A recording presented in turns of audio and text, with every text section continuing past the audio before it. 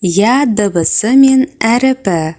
Қоян, шаян, оя, бояу. Бұл сөздерді айтқанда қоян, шаян, оя, бояу болып естіледі. Себебі я қосарлы дауысты дыбыс. Ая, ия болып естілгенмен жазылғанда я дыбысы жазылады. Я дыбысы орыс тілінен енген сөздерде, қазақ тіліндегі сөздерде де кездеседі.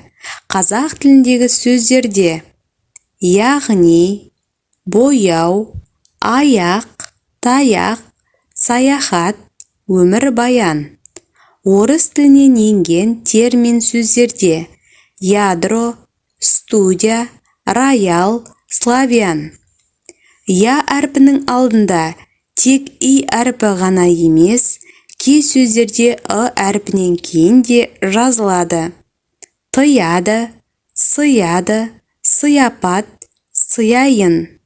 Я әрпі адам есімдерінде де жиі кездеседі. Әсия, әлия, баян, ұрқия, үрия, аяжан, бақтияр, аян.